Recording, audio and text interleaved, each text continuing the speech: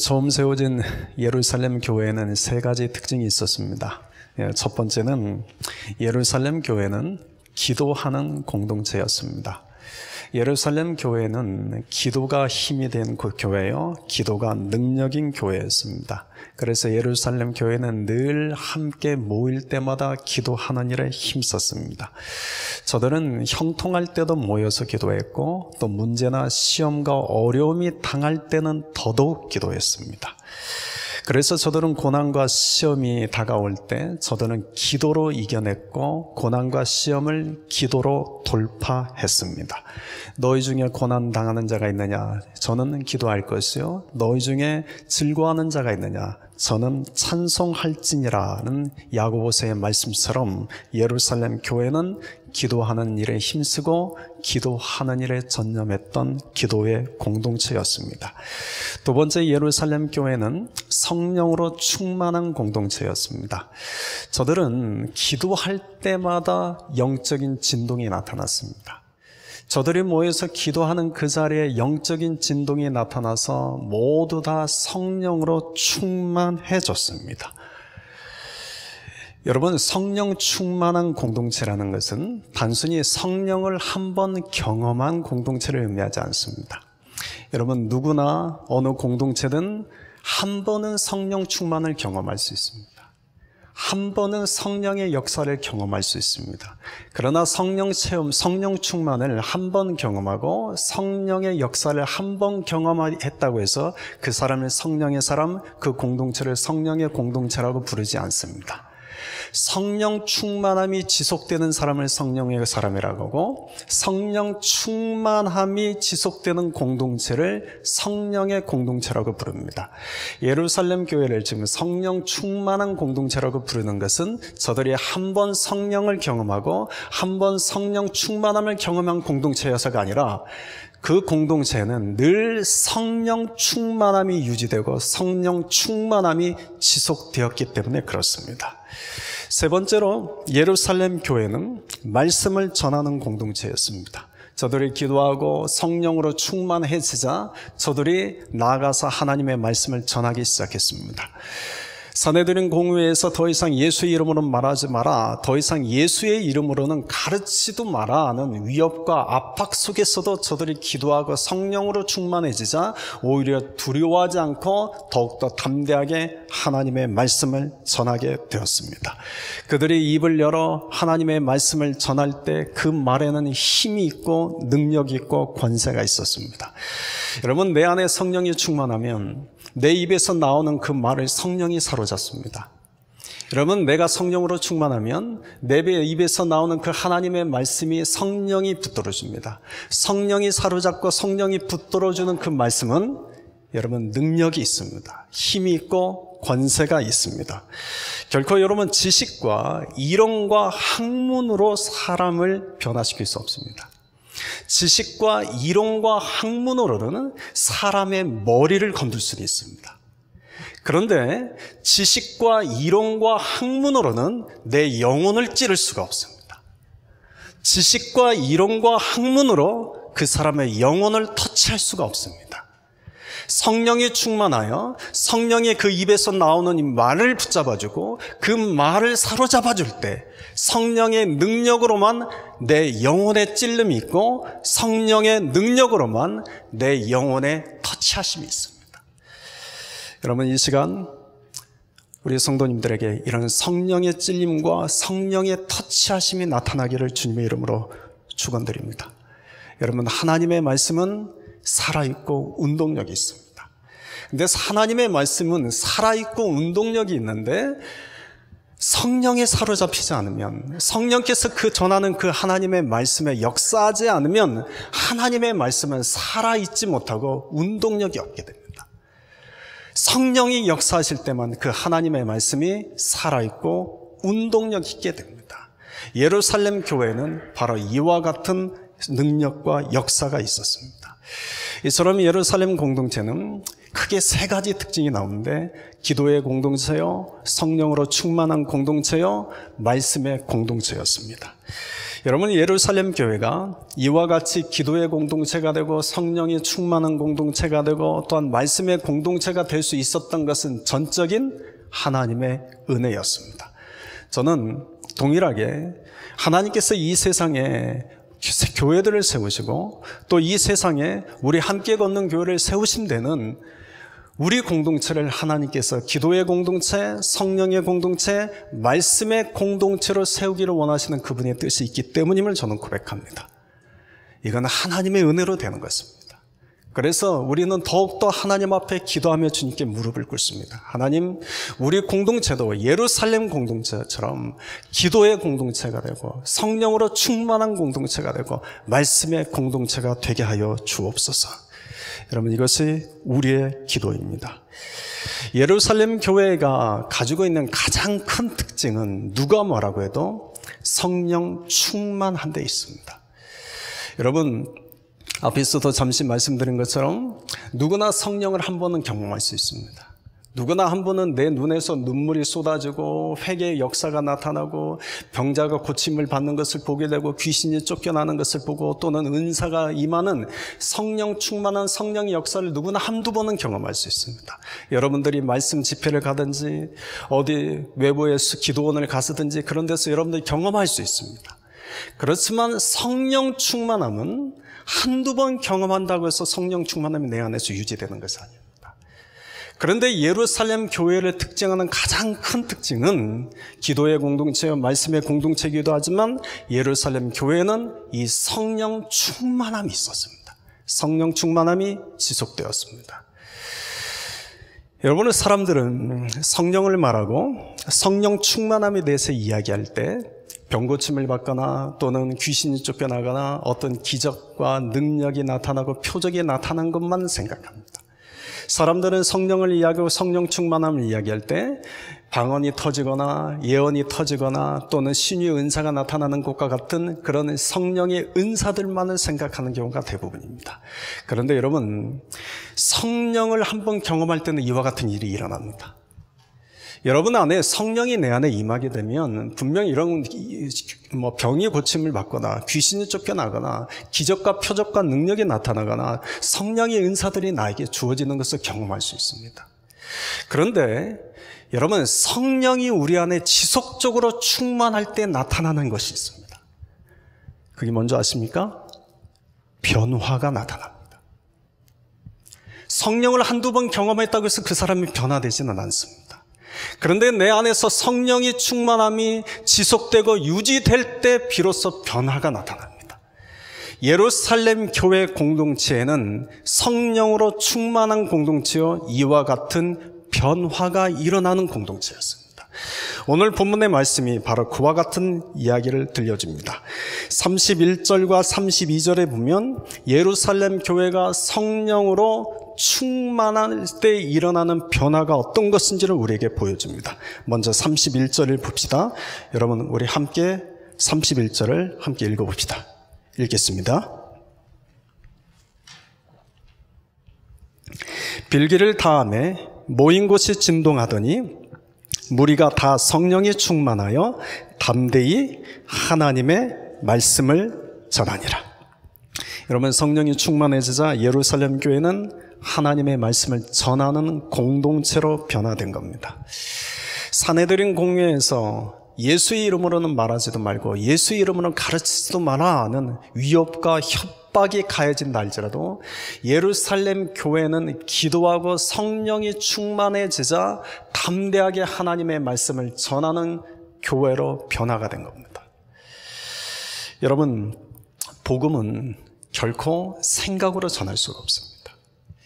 여러분, 복음은 아무리 복음에 대한 지식을 갖고 있고 복음에 대한 학문을 갖고 있고 복음에 대한 이론을 갖고 있다고 할수록 여러분, 결코 복음을 전할 수가 없습니다. 여러분, 복음을 전하는 사람은 성령으로 충만한 자가 복음을 전합니다. 지식과 이론과 학문으로 복음에 대한 아무리 탄탄한 토대를 쌓았다 할지라도 그런 사람은 결코 나가서 복음은 전하지 못합니다.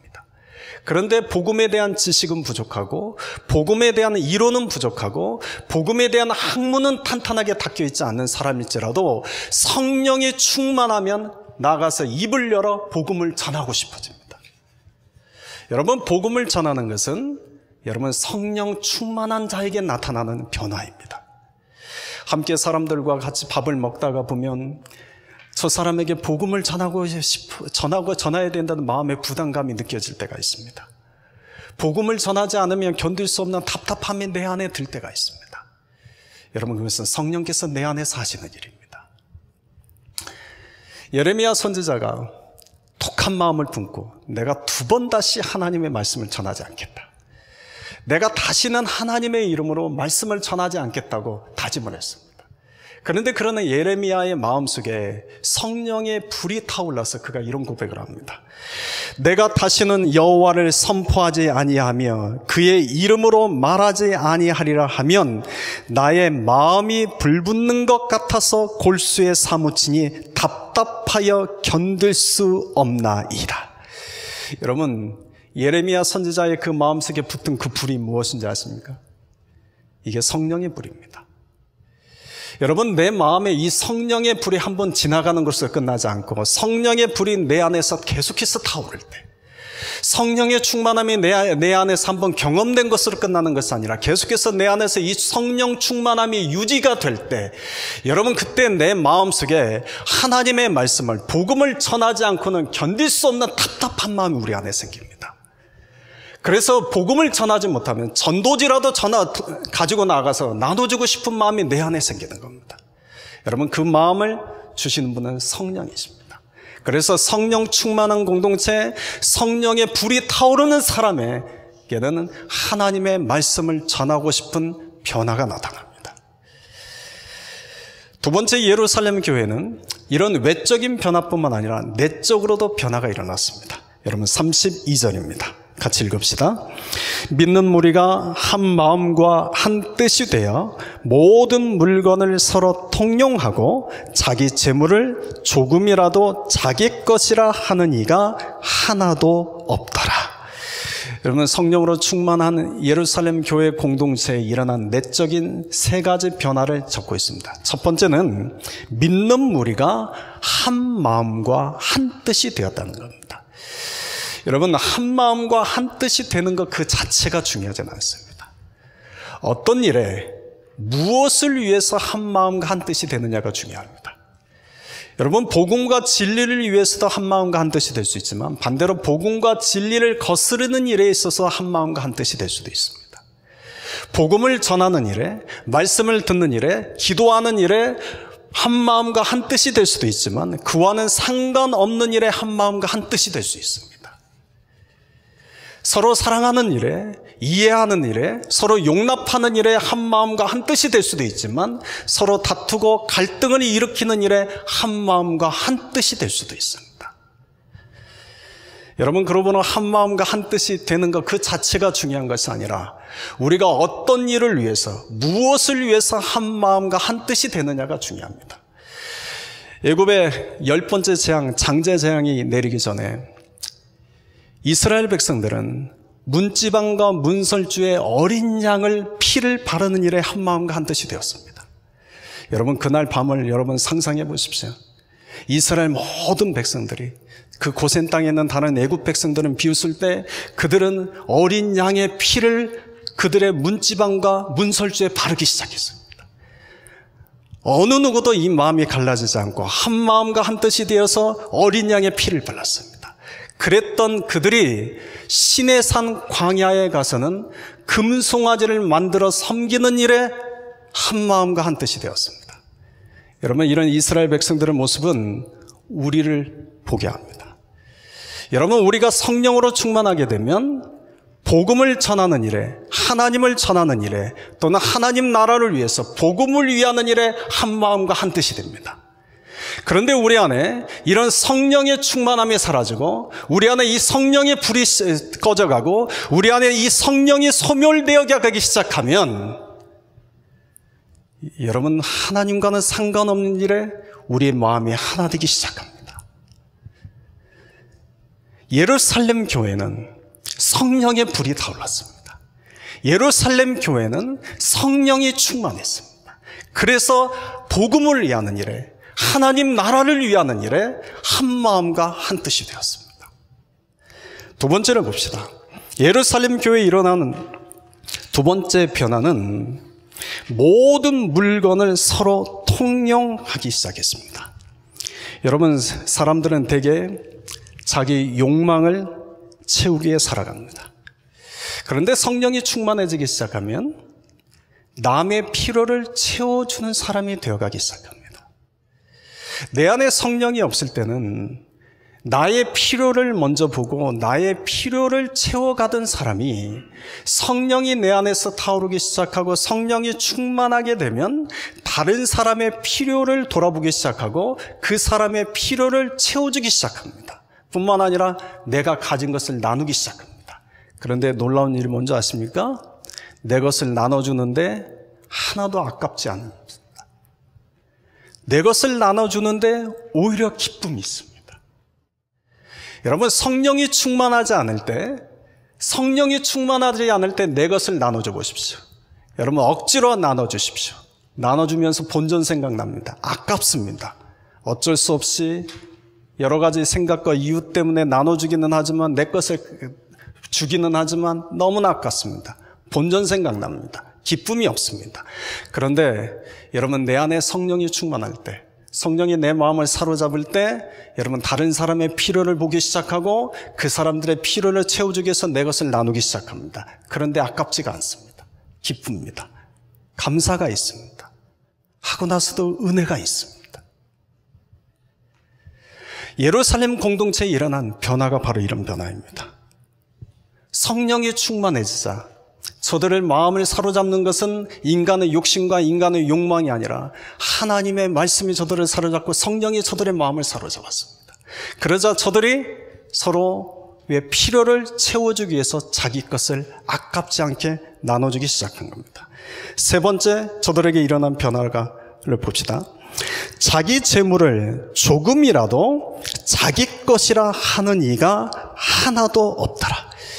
여러분, 자기 재물을 자기 것이라 여기지 않았다. 무슨 말입니까? 자기 재물이 하나님의 것으로 여기기 시작했다는 겁니다. 여러분, 내가 가지고 있는 모든 소유가 하나님의 것입니다라고 우리가 생각할 수 있습니다. 그런데 내가 살아가는 실제 내 삶의 고백 속에서 내가 가지고 있는 모든 것이 다 하나님의 것입니다라고 고백할 수 있는 것은 쉽지 않습니다. 여러분, 인간은 성령으로 충만하든지 아니면 정욕과 욕심으로 충만하든지 둘 중에 하나입니다. 우리가 성령으로 충만한 사람과 정욕과 욕심으로 충만한 사람으로 분명하게 구분이 됩니다. 여러분, 세상 사람들은 정욕과 욕심에 충만한 자들입니다. 그래서 세상 사람들의 가장 우선순위는 물질에 있습니다. 돈에 있습니다. 그래서 그 물질에 사로잡혀 살고 물질에 매여 살고 물질에 집착하게 살고 결국은 그 물질을 가지고 있을 때도 물질을 다스린 자가 아니라 오히려 물질의 노예가 되어서 여러분, 물질에 끌려다니는 자가 됩니다. 그런데 세상 사람들만 그런 것이 아닙니다. 성도들 중에서도 성령에 충만하지 않으면 여러분, 물질의 노예로 살게 됩니다. 여러분, 물질의 여유가 있고 적고의 문제가 아닙니다. 물질의 많고 적음의 문제가 아닙니다. 성령에 충만하지 않으면 내 안에서 나를 사로잡는 것은 내 욕심과 나의 정욕인데 그 정욕과 욕심은 물질에 사로잡혀서 물질을 다스리는 자가 아니라 물질에 끌려가는 자요, 물질의 노예로 살게 합니다. 그런데 예루살렘 교회, 여러분, 성령으로 충만하자 이분들이 자기 것이 자기 것으로 여기지 않게 된 겁니다. 하나님의 것으로 여기게 된 겁니다. 주신 이도 여호와시요 가져가신 이도 여호와시다. 욥의 고백처럼 내가 가지고 있는 모든 소유는 다 하나님의 것입니다라고 그 마음 깊은 곳에서 고백하기 시작하는 겁니다. 여호와여, 위대하심과 권능과 영광과 승리와 위엄이 다 주께 속하였사오니 천지에 있는 것이 다 주의 것이로소이다. 여호와여, 주권도 주께 속하였사오니 주는 높으사 만물의 머리이심이다 라고 고백했던 다윗처럼 여러분, 천지 만물도 다 주님의 것임을 온전히 고백하게 됩니다. 땅과 거기에 충만한 것과 세계와 그 가운데에 사는 자들은 다 여호와의 것이로다 라는 말씀처럼 이 땅에 사는 모든 사람들이, 오늘 이 자리에 모인 여러분들이 다 주님의 것임을 온전히 고백하게 됩니다. 여러분, 성령 충만할 때 내 모든 소유, 천지 만물, 사람들 어느 것 하나 주님의 것이 아닌 것은 없게 됩니다. 여러분, 하나님의 것을 하나님의 것으로 인정하는 것이 성령 충만함입니다. 여러분, 사실 우리가 가지고 있는 건 내 재능, 내 시간, 내 건강, 내가 가지고 있는, 누리는 모든 것들, 우리가 지금 예배드리는 이 공간, 우리가 살아가고 있는 이 세상, 사실 이 모든 건 다 하나님의 것입니다. 그런데 욕심과 정욕에 사로잡히게 되면 이 하나님의 것을 하나님의 것으로 인정하지 못합니다. 그런데 성령이 충만하면 이 하나님의 것을 하나님의 것으로 인정하기 시작합니다. 그래서 이 하나님의 것에게 서로 나누기 시작합니다.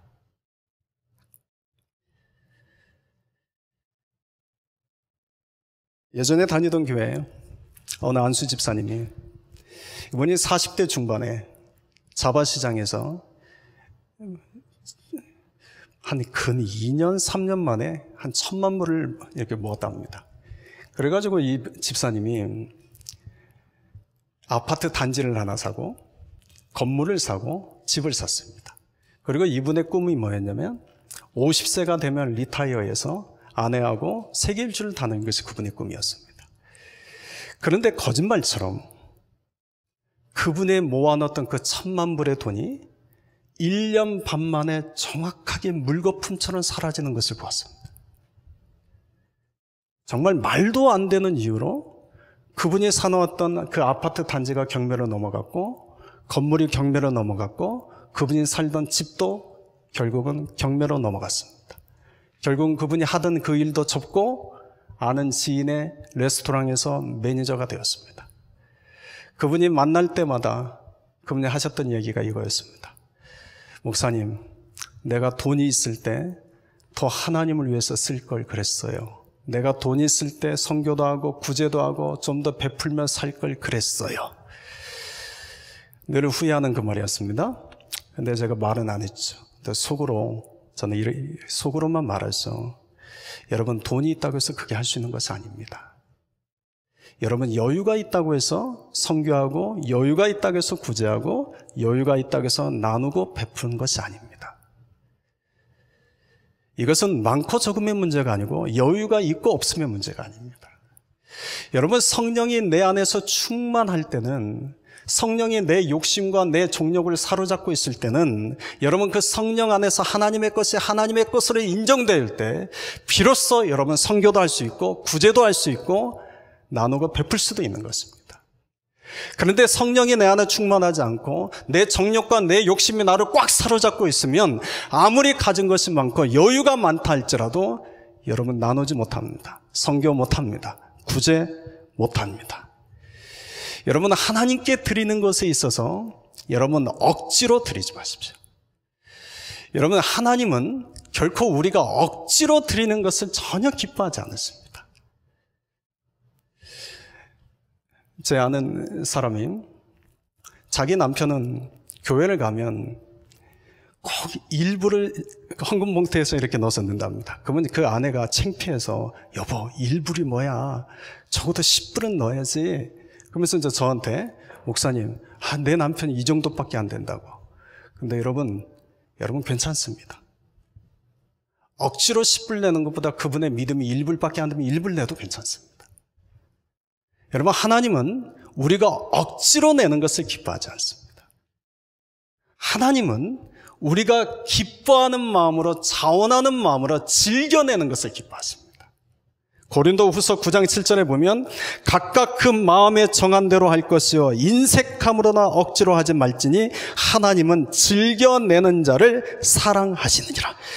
여러분, 하나님은 결코 우리에게 구걸하시는 분이 아닙니다. 여러분, 하나님이 만약에 선교하는데 또 구제하는데 어떤 사역을 하는데 돈이 필요하다고 한다면 여러분, 하나님은 하나님의 방법으로 공급하시는 분이십니다. 결코 우리에게 구걸하는 분이 아닙니다. 그러므로 교회에서는 결코 헌금을 강요해서는 안 됩니다. 선교헌금 얼마 내십시오. 구제헌금 얼마 내십시오. 여러분, 어떤 헌금이 얼마 내십시오. 여러분, 교회에서는 헌금을 강요해서는 안 됩니다. 왜냐하면 그건 하나님의 방법이 아닐 뿐더러 나아가 하나님이 그걸 기뻐받지 않기 때문입니다. 어느 누군가는 이렇게 말을 합니다. 목사님, 구레네 사람 시몬은 억지로 예수님의 십자가를 지고 골고다 언덕길 올라가서 결국 복을 받지 않았습니까? 그러니 억지로 선교하고 억지로 구제하고 억지로 헌금 내게 하면 그래도 그 사람이 복을 받지 않겠습니까? 여러분, 다른 이야기입니다. 이거 다른 이야기입니다. 여러분, 예수님의 십자가를 지고 가는 일은 억지로 지고 가셔야 됩니다. 여러분, 말씀을 듣는 자리, 기도하는 자리, 예배하는 자리에는 억지로 나가셔야 됩니다. 내 옆에 있는 사람이 아무리 예배하는 자리에 안 나가려고 해도 여러분 억지로 예배 자리를 끌고 가십시오. 은혜 받는 자리에는 여러분 억지로 끌고 가셔야 됩니다. 그 자리에 하나님의 역사하심이 있습니다. 그 자리에 성령의 역사하심이 있습니다. 그런데 여러분, 선교하고 구제하고 헌금하는 것에는 억지로 하지 마십시오. 이건 하나님이 받지 않으십니다. 하나님이 받지 않으십니다. 내 마음에 성령께서 내 마음에 감동을 주실 때, 내 마음에 기쁨을 주실 때, 내 마음에 즐거운 마음을 주실 때 하나님께 드리십시오. 하나님은 그것을 기뻐 받으십니다. 여러분 아십니까? 하나님께 즐겨낼 수 있는 마음을 주신 것도 하나님이시지만 그렇게 즐겨내는 자에게 복을 주신 것도 하나님이십니다. 예루살렘 교회는 바로 그런 공동체로 변화가 되었습니다. 예루살렘 교회는 성령으로 변화되었을 뿐만 아니라 또한 말씀으로도 변화되었다는 것을 보게 됩니다. 오늘 본문 33절을 보겠습니다. 같이 읽읍시다. 사도들이 큰 권능으로 주 예수의 부활을 증언하니 무리가 큰 은혜를 받아. 여러분, 사도들이 큰 권능으로, 지금 성령이 충만해서 큰 권능으로 예수님의 부활을 증언하게 했다. 다시 말해 사도들이 지금 성령의 충만함, 성령의 나타나게 하심, 성령의 능력으로 지금 하나님의 복음, 예수님을 전하기 시작한 겁니다. 그런데 예수님을 전하기 시작하자 지금 어떤 일이 일어났습니까? 무리들이 큰 은혜를 받았다는 겁니다. 여러분, 예루살렘 교회 공동체는 모일 때마다 예수님에 대한 이야기밖에 하지 않았습니다. 여러분, 오늘날은 우리가 너무나 많은 얘기들을 하지만 사실 예루살렘 교회 공동체에서 서로 나눴던 이야기는 예수님에 대한 이야기밖에 없습니다. 오죽하면 사내들인 공회에서 그것을 간파하고 너희들 예수의 이름으로 말하지 말고 예수의 이름으로 가르치지도 마라고 위협을 가했겠습니까? 예루살렘 공동체는 지속적으로 예수님에 대한 이야기를 나눴습니다. 그런데 예수님에 대한 그 이야기를 나눌 때 큰 무리가 어떻게 되었습니까? 은혜를 받았다고 되어 있습니다. 여러분, 사도행전에 이 은혜라는 단어가 오늘 여기에서 처음 사용됩니다. 여러분, 이걸 주목하십시오. 우리가 지금까지 사도행전 1장부터 쭉 살펴보는 과정 속에서 얼마나 대단한 일들이 일어났습니까? 여러분, 정말 놀랍고 은혜스러운 일들이 사도행전 그 예루살렘 교회 안에 일어났습니다. 저들이 모여서 기도할 때 성령의 임재가 나타났고, 저들의 성령이 충만하게 되자 성령이 말하게 하심을 따라 서로 각기 다른 방언으로 나가서 복음을 전하기 시작했고, 베드로가 복음을 전하는 그 자리에 3,000명이 듣고 예수님을 믿고 세례를 받는 자들이 되었고, 또 예수님의 이름으로 날 때부터 걷지 못한 안진뱅이를 일으켜 세웠고, 더 이상 예수의 이름으로 전하지 마라 하는 사내들은 공회 앞에서도 저들이 모여서 기도하고 성령이 충만해지자 어느 누구도 두려워하지 않고 담대하게 오히려 하나님의 말씀을 전했습니다. 또한 서로 성령의 능력 안에서 가지고 있는 것을 나누기 시작했습니다. 여러분, 이 모든 것도 은혜 아닙니까? 그런데 사도행전에 이와 같은 놀라운 일들이 있을 때는 은혜라는 단어를 사용하지 않았는데, 오늘 처음으로 사도들의 큰 권능으로 예수의 부활을 증언하자 그 복음을 들은 무리들이, 다시 말하면 성도들이 모두 다 큰 은혜를 받았다라고 적고 있습니다. 여러분, 우리가 기도하는 것도 은혜입니다. 성령으로 충만해지는 것도 은혜입니다. 교회를 세워가는 것도 은혜고 예수님의 이름으로 능력이 나타나는 것도 은혜입니다. 그런데 여러분, 진정한 은혜가 뭔지 아십니까? 진정한 은혜는 예수님이 내 안에 믿어지는 데 있습니다. 여러분, 교회를 다니지 않던 사람들이 교회를 다니게 된 것도 은혜입니다. 기도하지 않던 사람이 기도하게 된 것도 은혜입니다. 말씀과 멀어져 있는 사람이 말씀을 가까이 하고 말씀을 읽게 되는 것도 은혜입니다. 그런데 여러분, 진정한 은혜는 내 안에 예수님이 믿어지기 시작하는 겁니다. 여러분, 앞에서 초대교회, 예루살렘 교회, 성령이 임재하고 성령의 역사가 나타나고 성령의 기적이 나타나고 믿는 자가 3,000명이 늘어났다 할지라도 여러분, 그 모든 것을 보면서도 예수님이 내 안에 믿어지지 않는다면 그는 은혜 받지 않은 겁니다. 그래서 진정한 은혜는 여러분, 예수님이 내 안에 믿어질 때입니다. 예수님의 부활을 증언하였더니 그 무리가 큰 은혜를 받았다. 이 말은 다시 말하면 그 무리가 큰 믿음을 갖게 됐다. 이제 예수님에 대해서 큰 믿음을 갖게 되었다는 뜻입니다. 여러분, 믿음은 들음에서 납니다. 들음은 그리스도에 대한 말씀으로 나는 겁니다. 여러분, 우리가 하나님의 말씀을 듣고 우리가 복음을 듣고 우리가 예수님에 대해서 더 깊이 알아가고 예수님에 대해서 더 우리가 깊은 관심을 가지고 나아갈 때 여러분, 예수님이 내 안에 믿어지는 것입니다.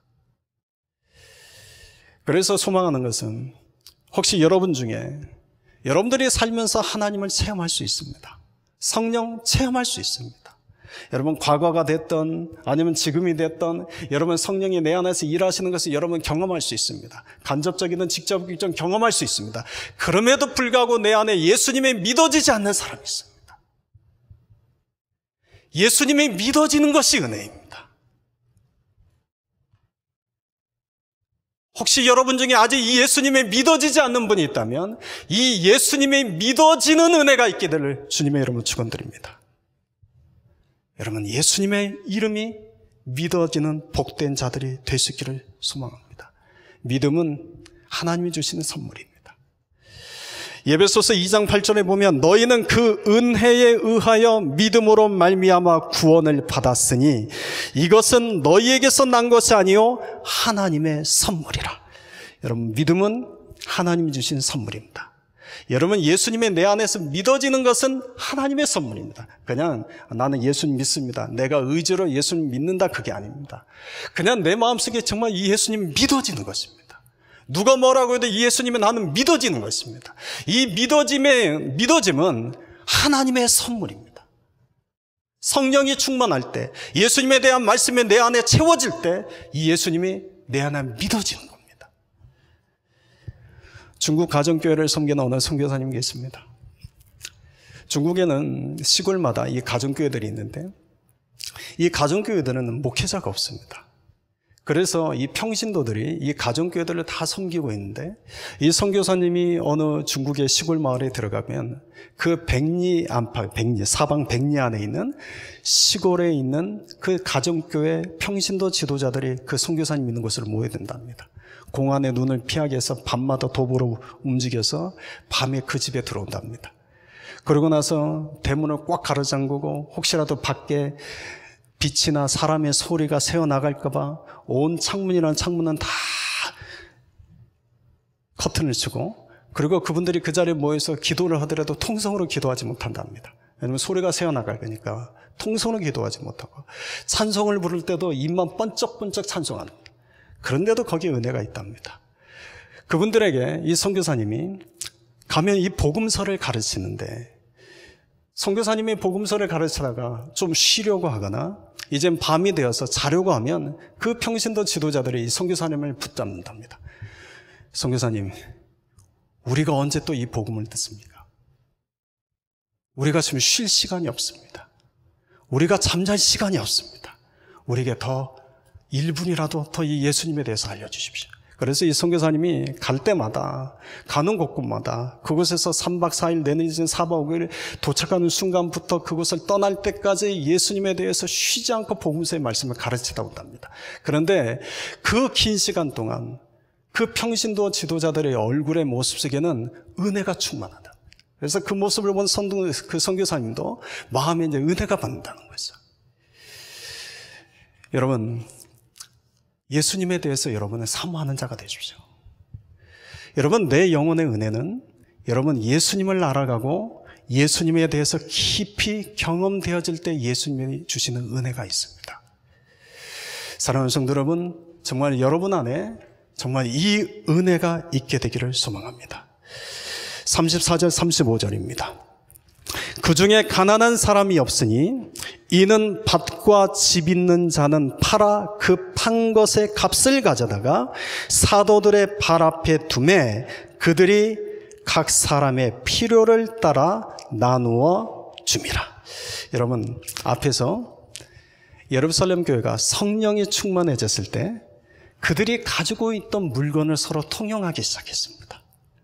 내가 가지고 있는 것을 내 것으로 여기지 않고 그것을 필요한 자에게 나눠주었습니다. 그런데 오늘 본문 보십시오.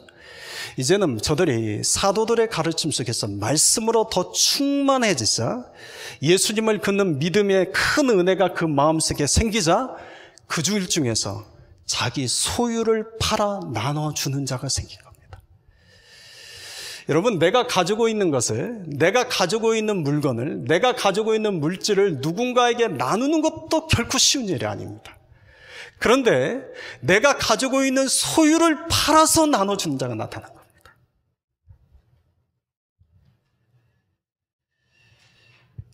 여러분, 이와 같은 일은 사람이 하는 것이 아닙니다. 이와 같은 일은 은혜 받은 자가 하는 것입니다. 그러니 여러분, 결코 이것을 흉내내서 억지로 내가 가지고 있는 것을 나누려고 하고 내가 가지고 있는 것을 억지로 내 것을 팔아서 하나님께 드린다. 여러분, 그렇게 안 하셔도 됩니다.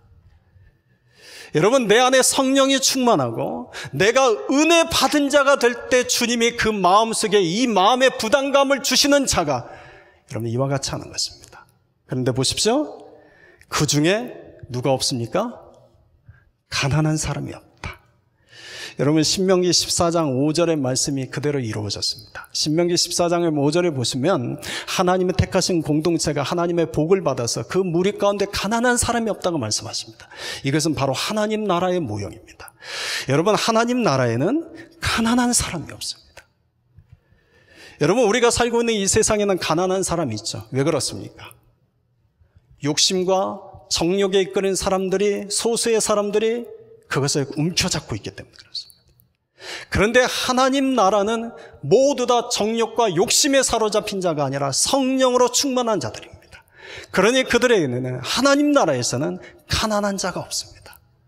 지금 예루살렘 교회 안에는 가난한 사람이 없었다. 다시 말해 하나님 나라의 모형이 이루어졌다는 겁니다. 그런데 이런 일이 어떻게 일어났습니까? 어떻게 일어났습니까? 여러분, 법으로, 제도로 이루어진 것이 아닙니다. 여기서 여러분, 공산주의와 사회주의는 분명히 다른 것을 우리가 다시 한번 보게 됩니다. 여러분, 공산주의, 사회주의는 법으로, 강제로, 힘으로 가진 사람의 것을 빼앗아 없는 사람에게 나눠줍니다. 그러니 여러분, 거기에 기쁨이 있겠습니까? 없겠습니까? 없죠. 억울하죠. 그런데 하나님 나라에서는 성령이 충만하면 가진 자든 가지지 못한 자든 그 마음속에 주님이 주신 마음을 따라 서로 나누기 시작합니다. 내 것을 나눠주는데도 불구하고 억울하다고 생각한 사람 아무도 없습니다. 아깝다고 여긴 사람 아무도 없습니다. 그저 마음속에 기쁨이 있고 감사가 있고 은혜가 있습니다. 여러분, 예루살렘 교회 안에는 바로 이런 역사가 있었습니다. 그런데 오늘 본문의 36절 37절에는 이와 같이 자기 소유를 팔아 사도들의 발 앞에 둔 한 사람의 예를 들어 말씀합니다. 그 사람은 바로 바나바입니다. 이 바나바에 대해서는 앞으로 우리가 뒤에 가서 계속 살펴보게 될 것입니다. 이 바나바는 구브로에서 태어난 레위 족속 중에 한 사람이지만 이 바나바가 우리에게 의미 있는 존재가 된 것은 처음으로 사도 바울과 함께 선교하는 일에 앞장섰던 사람이기 때문에 그렇습니다. 그런데 여러분 보십시오. 왜 갑자기 이 바나바 이야기를 했을까요? 왜 갑자기 지금 예루살렘 교회가 성령으로 충만하자 어떤 변화가 일어났는지 또 말씀으로 충만하면서 어떤 변화가 일어났는지를 쭉 쓰다가 마지막에 왜 이 바나바 이야기를 기록했을까요? 여러분, 지금 이 사도행전은 의사 누가가 이 땅의 이방인들인 데오빌로들에게 써보내는 편지입니다. 그런데 이 데오빌로가 이 땅에 있는 데오빌로들에게 이 복음, 초대교회에 일어난 이 성령의 역사들을 써보낼 때 분명히 믿는 사람들이 성령으로 충만해서 자기가 가진 것을 사람들에게 나누기 시작했다라는 이야기를 들었을 때만 해도 사람들이 그저 그럴 수 있지. 왜냐하면 여러분, 성령으로 충만하지 않아도 세상 속에서 자기 것을 나눌 줄 아는 사람들이 있습니다. 여러분, 기부하는 사람들이 그런 사람 아니겠습니까? 그런데 성령으로 충만하고 말씀으로 충만한 자들이 자기 소유를 팔아서 나눠줬는데 가난한 자가 그 공동체에 없었다. 이야기를 들었을 때 사람들이 고개를 갸우뚱하면서 진짜 그런 일이 있어? 그랬을 겁니다. 그런데 의사 노가가 그 데오빌로들에게 말하는 겁니다. 여기 너희들이 알만한 대표적인 사람이 있다. 바나바다. 바나바가 바로 그런 사람이다. 여러분, 예수님께서 식사를 하시던 그 자리에, 초대받아 가진 그 자리에서 어느 한 여인이 향유 옥합을 깨뜨려 예수님 머리에 부었습니다. 예수님께서 그 향유 옥합을 깨뜨린 그 여인을 보고 제자들에게 하시는 말씀이, 복음이 전파되는 그곳에, 나의 이름이 전파되는 그곳에 이 여인이 행한 일과 이 여인도 기억되리라고 말씀하셨습니다. 그런데 여러분, 지금 사도행전에 성령에 충만하고 변화가 일어난 공동체 안에, 말씀에 충만하여서 변화가 일어나는 그 공동체 안에, 여러분, 그 변화의 대표적인 예가 이 바나바라는 겁니다. 저는 이 바나바 이야기를 보면서 이런 생각을 합니다. 여러분, 우리 공동체도 여기 모이는 우리 성도님들 한 분 한 분도 시간이 지나서 성령의 공동체에 대해서 이야기할 때, 복음에 대해서 이야기할 때, 교회에 대해서 이야기할 때, 하나님 나라에 대해서 이야기할 때 예가 되는 자들이 될 수 있는 그런 복을 우리가 받기를 주님의 이름으로 소망합니다. 여러분, 성령이 충만하고 말씀이 충만할 때 변화가 일어났습니다. 여러분, 우리 공동체도 성령이 충만하고 말씀이 충만하여 변화가 일어나는 공동체가 되기를 소망합니다. 여러분, 이를 위해서는 우리가 더 하나님께 기도합시다. 우리가 더욱더 성령 충만함을 위해서, 말씀 충만함을 위해서 기도하며 나아갑시다. 기도하겠습니다.